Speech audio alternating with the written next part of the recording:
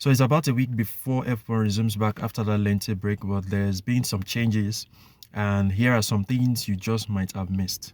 So yesterday, a number of refinements to the 2026 F1 regulations were agreed during an online meeting between F1's governing body, the FIA, the team principals, the CEOs of power unit manufacturers, and the Formula One management. So the discussions around potential changes to the regulations were from data gathered from the first three races of the season, from Australia to China and also Japan. So these changes will be implemented from the Miami Grand Prix next week. So what are these changes? Let's get right into it. So for qualifying, there's said to be more power, less clipping, meaning drivers will manage less energy and push harder for longer.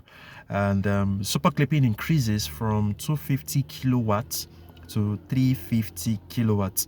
Now, energy recovery drops from 8 megajoules to 7 megajoules, which is shorter and gives more room for explosive deployments. Now, there's said to be flexible energy limits, which expands to 12 races, which was 8 from the previous time.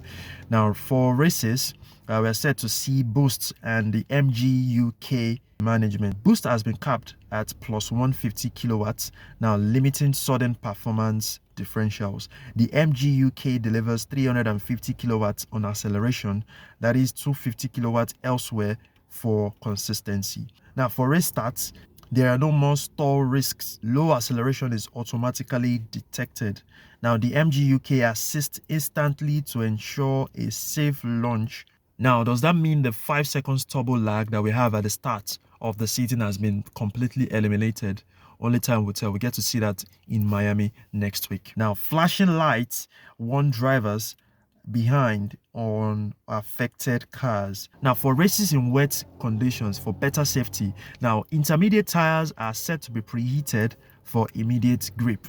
Now, brighter simplified rear lights for visibility are set to be deployed for races in such conditions. Now, there's going to be reduced ERS. That's the energy recovery system. The deployment of this to avoid spins and improve car controls in low grip conditions. Now, with all of these changes, the engineers of each of these teams have got a whole lot of work to do, lots of workload on their shoulders and on their hands to carry out all of these changes and implement them ahead of the race in Miami. Now, in other news, the FIA banned qualifying tricks used by two teams. What are these two teams? They are Mercedes and the Red Bull. Now, these two teams got around power reduction as their cars burnt through their battery energy on the streets. Now, rival teams noticed it in Australia and Japan when Max and Kimi Antonelli slowed down during their practice laps. And guess what? Ferrari reported the issue to the FIA for more clarification. So there you have it for that. There's still going to be teams reporting each other or one another concerning some of the maybe tricks or cheats that we get to see concerning the interpretation of the new F1 regulations and rules. On to another news, everyone seems to be leaving Red Bull at this point in time. What is going on with the team? Rumors have it that the head of race strategy, Hannah Smith, it's about leaving the team. Nothing is concrete about that news, but reports have it that Ferrari are about to sign the strategist, and internal discussions are being taking place right about now. So there could be truth in the rumors, but nothing is concrete at this point in time. It is what the reports have been able to gather. So if Hannah leaves Red Bull, what does this say about the team?